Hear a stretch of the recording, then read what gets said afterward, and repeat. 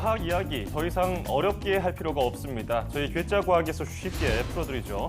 자, 오늘도 과학 커뮤니케이터죠. 과학과 사람들의 원종우 대표와 함께하겠습니다. 대표님 어서 오세요. 안녕하세요.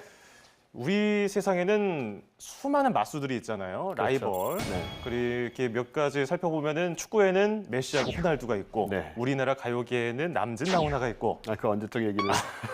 그리고 IT 업계에는 스티브 잡스하고 빌 게이츠가 있잖아요. 네. 오늘은 과학계 마수를 좀 살펴보려고 하는데요. 제가 힌트를 드릴 텐데요. 네. 아마 처음에 앞에 조금만 들으면은 누군지 아실 거예요. 천재는 1%의 영감과 99%의 노력으로 이루어진다. 네, 뭐 너무 쉬운 초등학생도 아는 그렇죠. 토마스 에디슨이죠. 네, 에디슨이죠. 네. 그런데 나머지 한 사람, 이 아까 경쟁자라고 얘기했잖아요. 네네. 그 사람도 이런 말을 남겼습니다. 에디슨이 머리를 조금만 더 썼으면 99%의 노력을 안 해도 됐을 텐데라는. 오, 바로 니콜라 테슬라입니다. 테슬라. 네. 자, 그럼 지금부터 과학계의 영원한 마수라고 할 수 있는 에디슨과 테슬라에 대해서 살펴보도록 하겠습니다. 사람들이 아주 많이 사랑하는 과학자입니다. 노력과 열정의 발명가 토마스 에디슨은요, 불굴의 의지로 빛의 혁명이라고 불리는 백열 전구를 발명했고요. 또 직류 전기 방식으로 1,100여 개의 발명품까지 개발을 했습니다. 백열 전구 발명 전까지 수많은 실패를 거듭했는데 이런 명언을 또 남겼죠. 실패는 성공의 어머니다. 에디슨은 정말 대단한 분이에요. 네, 대단하긴 하지만 사실 과학하는 사람들 쪽에서는 또 사랑하는 사람이 바로 니콜라 테슬라죠. 과학자들이. 네. 800개의 발명품 그리고 272개의 특허를 획득한 아주 위대한 발명가입니다. 무엇보다도 교류 전기로 빛의 마술사라는 칭호를 들었고, 하지만 에디슨의 그늘에 가려서 역시 그 비운의 천재라는 말을 지금까지도 듣고 있죠. 아니, 두 사람 이렇게 잘난 사람 둘이 뭐가 그렇게 싫어가지고 서로 미워하게 됐을까요? 이 두 분은 좀 인연이 원래 있습니다. 처음엔 친했어요. 왜냐하면은 1884년에 에디슨 연구소에 이제 테슬라가 연구원으로 입사를 합니다. 왜 이렇게 마찰이 생겼을까요? 사장에게 대들었나요? 아니면 에디슨이 월급을 안 줬나요? 월급은 줬는데 좀 네. 약속을 어긴 게 있습니다. 왜냐하면 이 에디슨이 5만 달러를 줄 테니까, 당시 5만 달러는 엄청나게 큰 돈입니다. 모터와 발전기의 효율을 높인 직류 발전소를 만들어 달라. 직류 발전소. 네, 에디슨이 이제 직류를 추구하던 사람이니까 네네. 테슬라가 성공을 했어요. 그것 따르고 에디슨은 농담이었다고 합니다. 아하. 5만 달러 주겠다고 하고는. 예. 그리고는 주금 10달러씩만 올려주겠다. 아하. 테슬라를 몇 주를 모아야 5만 달러가 되겠습니까? 그래서 일단 화가 났을 테고요, 테슬라가. 그런 다음에 테슬라는 계속 교류를 주장을 했기 때문에 네. 그 내부에서 계속 얘기를 했는데 묵살을 당했죠. 아하. 그러면 먼저 1라운드. 에디슨하고 테슬라하고 과연 어떤 마찰이 가장 먼저 생겼나요? 일단 일종의 시연을 벌이게 되는데요. 네. 에디슨은 이제 직류를 밀면서 교류가 위험하다고 고집을 합니다. 네. 그래서 그 위험성을 보여주기 위해서 위험한, 하지만 아직까지도 쓰이고 있는 발명품을 개발해내죠. 혹시 뭔지 아시나요? 아직까지도 쓰이고 뭡니까? 미국에서 아직도 쓰이고 있는 전기의자, 전기의자. 사형수에게 쓰이고 있는 아유, 그 끔찍한 거를 에디슨이 만들었다고요? 에디슨이 만든 겁니다. 어허. 교류 전기를 사용해서 일부러.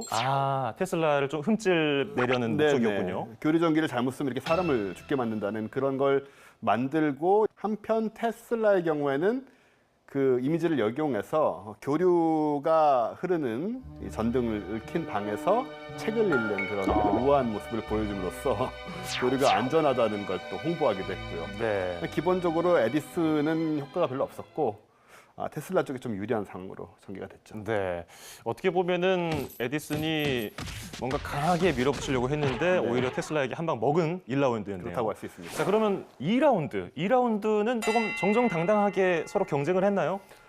뭐 그렇다고 할 수도 있고요. 네. 왜냐하면 기본적으로 이제 입찰과 관련된 일도 있었고 했기 때문에, 일단 1893년에 미국 시카고에서 아주 유명한 그 세계 만국 박람회가 엑스포라고 하죠. 네. 열립니다. 그때 전구를 이제 밝히게 되는데, 교류 전기로 이제 테슬라가 25만 개의 전구를 켜요. 그럼으로써 테슬라가 기본적으로 승리를 거두게 됩니다. 그 다음에는 나이에가라 폭포 있지 않습니까? 네. 거기에 이제 수력 발전소가 생기게 되죠. 네. 그 수력 발전소 입찰을 둘 다 들어갑니다. 네. 근데 여기에서도 테슬라가 이겨요.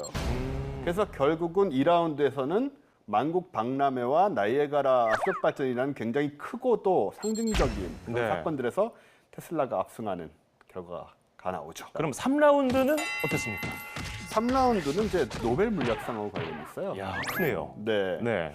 당시에 뉴욕 타임스에서 이 두 사람이 노벨 물리학상 후보로 동시에 올랐다는 기사가 뜹니다. 네.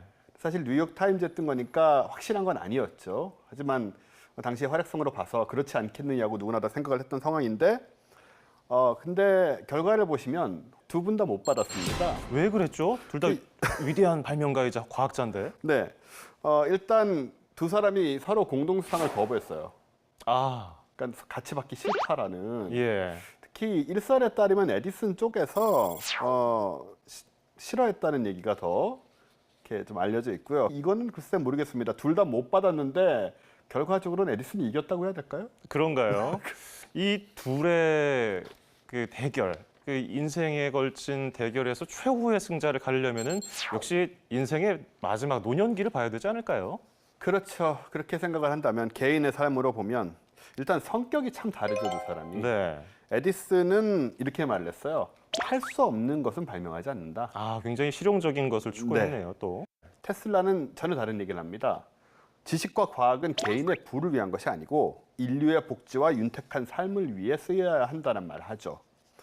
이 결과를 보게 되면 이 성격에 따라서 나오는 거죠. 네. 에디슨은 말년에 대단한 부자로 부를 누리다가 죽었고요. 반면에 기술을 공유하고 후원금으로 생활하던 테슬라는 쓸쓸하게 혼자 죽음을 맞이하게 됩니다. 아, 두 사람의 전쟁이 아직 끝난 게 아닙니다. 그래요? 네. 어떤 식으로 지금까지 이어지고 있죠? 에디슨이 만든 회사가 바로 그 유명한 제너럴 일렉트릭입니다. GE. 네. 아. 한때 미국의 웬만한 전기 제품을 다 장악을 했었죠. 네. 테슬라 같은 경우에는 앨런 머스크가 이제 존경의 의미를 계속 뜻을 밝히고 또 그로 인해서 일반인들, 테슬라를 잘 모르던 일반인들에게 계속 각인되는 그런 점에서 지금은 그렇게 비운의 존재만은 아니다라는 생각이 들고요. 무엇보다도 우리가 교류를 쓰고 있지 않습니까, 지금? 네.